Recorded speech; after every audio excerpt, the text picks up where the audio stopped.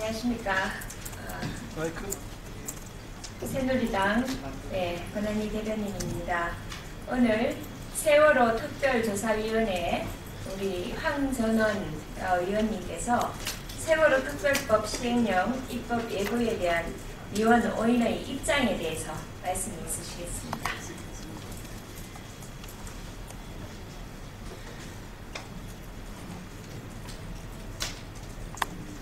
예, 여러분 반갑습니다. 저는 4.16 참사 특별조사위원회 위원 황전문입니다. 어제 여러분 아시다시피 세월호 특별법 시행령에 대한 정부의 입법 예고가 있었고, 또 어제 마침 이석태 위원장께서 기자회견을 한 바가 있습니다. 그에 대해서 저 황전문을 비롯하여 우리 조대환, 고영주, 석동현, 차기환 위원 5인은 이에 대해서 입장을 밝히기 위해서 이 자리에 서게 되었습니다. 어제 이석태 위원장은 기자회견을 통해서 3월 27일 입법 예고된 시행령안이 특조위가 2월 17일 정부 측에 제출한 시행령안을 무시하고 세월호 특조위의 업무와 기능을 무력화하는 내용을 담고 있다며 전면 철회를 주장한 바 있습니다. 또 대통령과 여야 대표에 대한 면담을 요구하고 일방적으로 소위원회 일정을 중단하는 등 세월호 특위의 정상적인 활동에 지장을 초래하고 있습니다.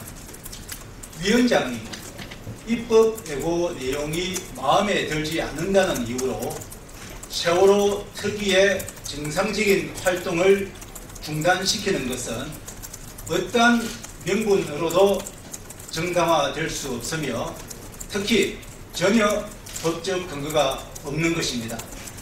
또 시행령안을 이유로 해서 대통령과 여야 대표의 면담을 요청하고 하는 것은 전형적인 정치 공세라고 생각을 합니다.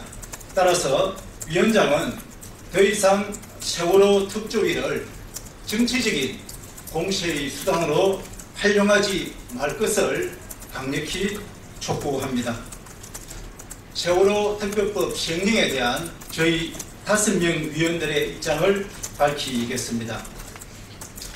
특조위 시행령은 위원장의 일방적인 표결 강행으로 의결되었습니다.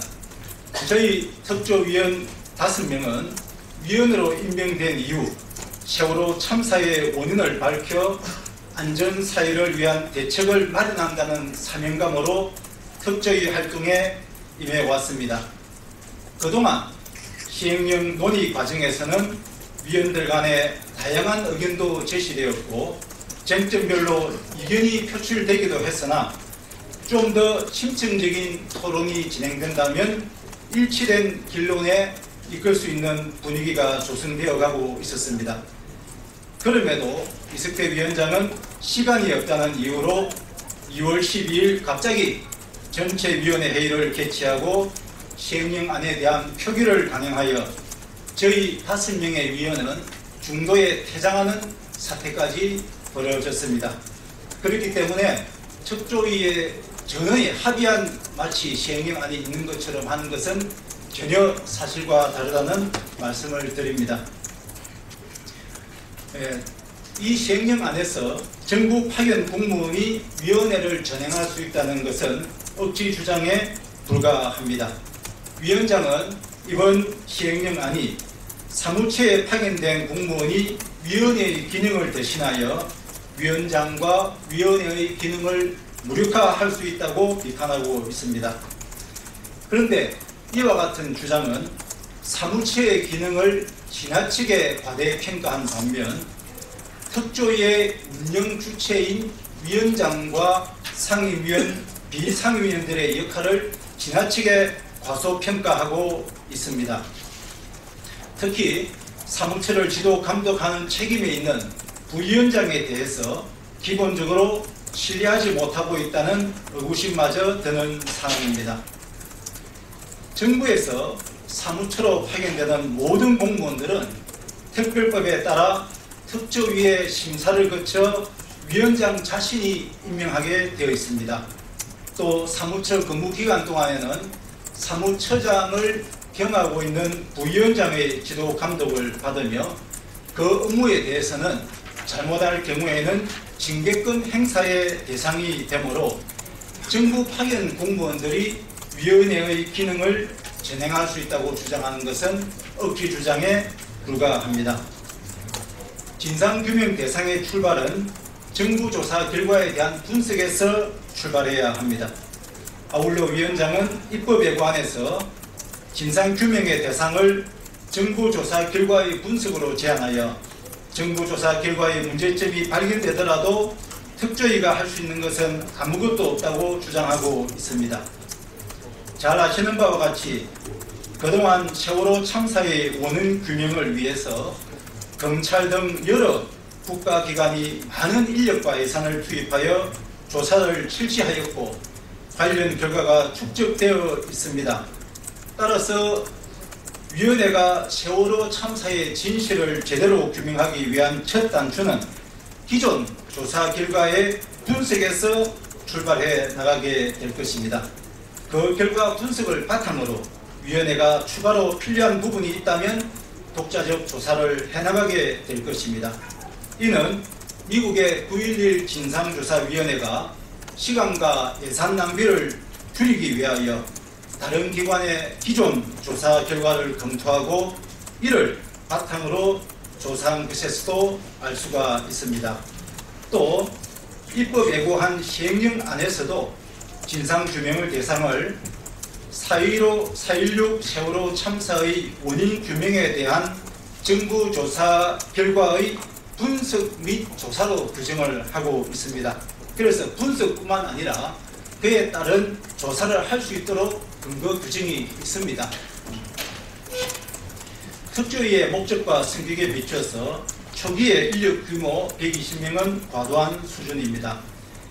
특조위가 앞으로 수행할 각 사업에 대해서는 필요한 정원을 사전에 예측하는 것이 곤란하기 때문에 또 각 사업이 동시에 진행되는 것도 아니기 때문에 저희 특조위 위원은 처음에 60명에서 출발해서 115명으로 늘리는 방안을 제안한 바가 있습니다.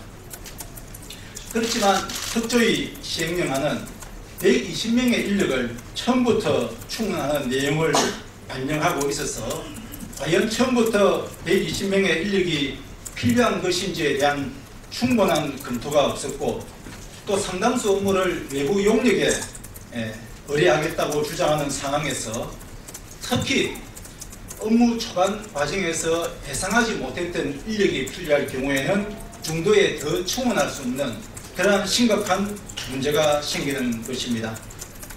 미국에서 발생한 9.11 테러의 경우에도 공화민주 양당의 의원 10명을 위원으로 80명의 직원이 활동해서 훌륭한 성과를 거둔 바 있습니다. 정부의 입법 예고안은 그래도 특조위의 의견을 대폭 수렴하여 90명의 인력으로 특조위를 출범하는 것으로 되어 있습니다. 장애 투쟁을 위한 정치 쟁점화를 중단하고 특조위의 조속한 출범으로 합리적인 대안을 마련할 때입니다. 특별법에 따라 특조위는 그 업무를 수행할 때 정치적 중립성을 지키고 업무의 독립성과 객관성을 유지해야 합니다. 그러나 위원장은 기자회견을 통해 대통령은 물론 여야 당대표와의 면담을 요구하는 등 특조위 출범 문제를 정치 쟁점화하는 모습을 보여 매우 심각한 우려되는 사항이 연출되고 있습니다. 세월호 참사 1주기가 3주도 남지 않은 상황에서 법에 따른 특조위의 출범 문제를 특조위원 간의 토론과 관계 부처와의 협의로 해결하지 못하고 장애 투쟁을 통해 해결하려는 발상은 특조위 출범은 물론 향후 운영에도 부정적인 영향을 미칠 것입니다. 저희 특조위 위원 5인은 위원장이 더 이상 소모적인 투쟁을 접고 세월호 특조위가 조직과 예산, 조사 절차와 결과에 있어 전체 국민을 납득시킬 수 있도록 합리적인 대안을 제시할 것을 촉구합니다. 2015년 3월 30일 4.16 세월호 참사 특별조사위원회 위원 조대환, 고영주, 석동현, 차기환, 황전원. 감사합니다.